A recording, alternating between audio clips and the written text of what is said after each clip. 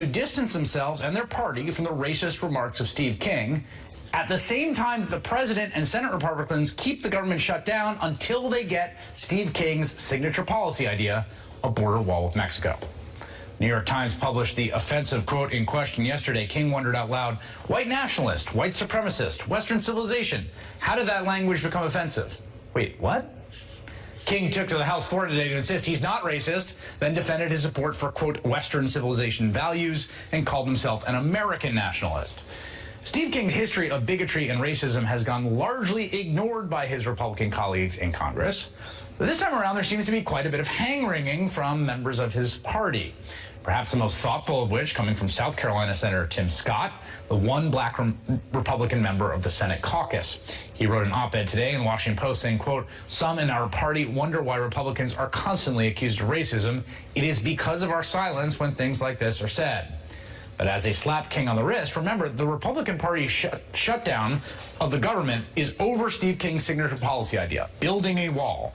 In fact, he called it the King Wall on the House floor in 2006.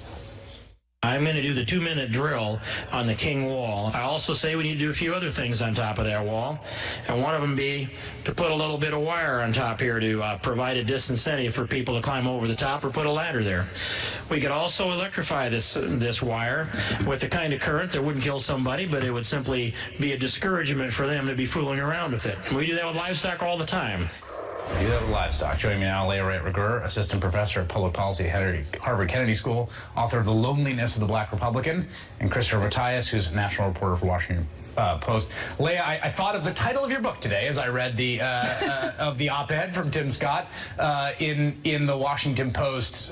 You know, I thought it was a good op-ed, basically saying, look, this is the kind of reason that people associate us with some pretty terrible ideas. Absolutely, and it was trying to get at the heart of an issue that has plagued the Republican Party, in part that, you know, silence speaks volumes. Calling out racism is not hard. It's not difficult. It is the right thing to do, and in fact, Republicans, when it's been politically expedient or when it's been safe, have been pretty adept at calling out racism. The problem is that, you know, rhetoric, again, is pretty easy to call out, but policy is something entirely different. And so with Tim Scott, I mean, again, it was a good attempt, and I think it's a laudable attempt, but it completely sidestepped the issue of policy. You know, Steve King's policies are in effect. They are not fringe. They are mainstream. He has a place in the Oval Office, and I think that is the issue, you know, that we should be focusing on right now.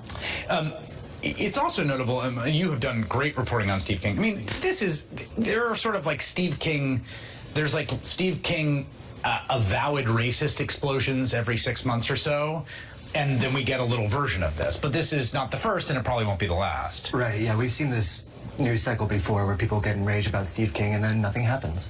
It seems like there's a little more momentum this time, but, you know, I personally, over the last year, have asked multiple Republican congresspeople and the NRCC if they would denounce King, and they just kind of refuse to do so. Yeah, what do they do? When you have been one of the reporters on this beat, going to members of Congress, going to the Republican Congressional Committee when he's running for re-election, basically saying, like, okay, put your money where your mouth is. What do you think of him?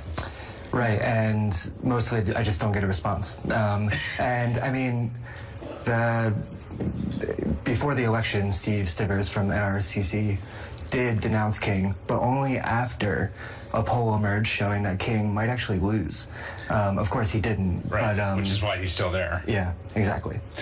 Leah, you know, it's also notable to me that this is a totally, you said that his policy, this is someone whose policy views are a kind of seamless garment, to borrow a phrase from the Catholic Church. But basically, when it comes to immigration, you know, his views about the superiority of what he calls Western civilization, his defense yesterday of literally the term white supremacist, and his immigration views, which are hard-edged, restrictionist, those views have taken over the Republican Party. And I think people who have those views say, like, well, how can you call us a racist? But, you know, Steve King is part of the reason. Exactly. I mean, if it looks like a duck and it quacks like a duck, then it might be a duck. I mean, so part of what we're dealing here is that there's been this distancing of Steve King, and I completely agree with this point about people coming out and saying we're gonna we're really angry at Steve King, and maybe we're gonna primary him, but put your actions where your words are, put your actions where your worship, put your money where your mouth is.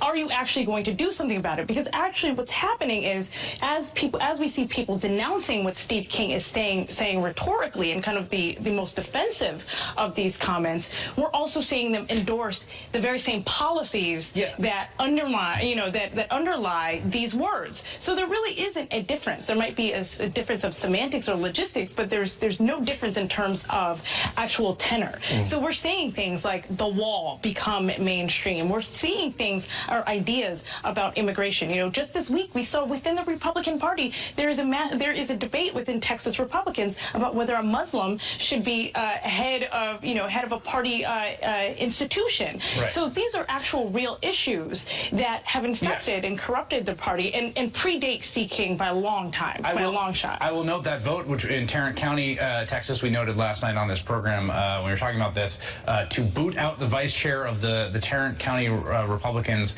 lost by a pretty overwhelming margin. So well done, Tarrant County Republicans, about 150 to 50, I think, if I'm remembering the margin off the top of my head, though there were 50 votes for it, which links us back to King, which is that as someone who reports on him, is it fair to say that his immigration view has taken over the mainstream of the party, or particularly at the White House? I mean, it definitely seems like it's taken over in the White House. It's tough to say, whether that directly came from King or not. I think there's an argument that came from Bannon and Miller as well, and that, King has always been aligned with those views. But, it should be deeply concerning that we have a president who is sympathetic to someone like Steve King, someone who unapologetically promotes Nazis on Twitter, who endorses white supremacist candidates for, the mayor of Toronto, and the list goes on and on.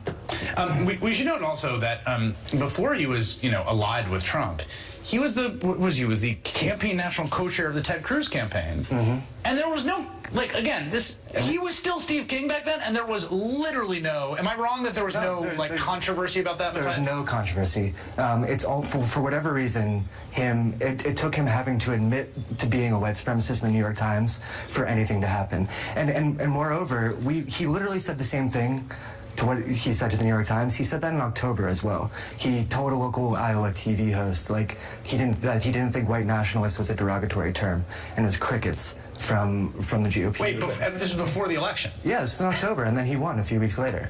And another example of this is Kim Reynolds, governor of Iowa. King was her campaign co-chair, and I repeatedly, and she was under a lot of pressure to say something about King, and she was completely silent until after she won the election, and she said that King should reconsider his career. Leah Wright Rigueur and Christopher Matthias, thanks for joining us. Coming up, as the Trump administration ignores the increasingly disastrous climate reports, the Democrats are gathering momentum behind a deal that can make real change. One of them joins me next.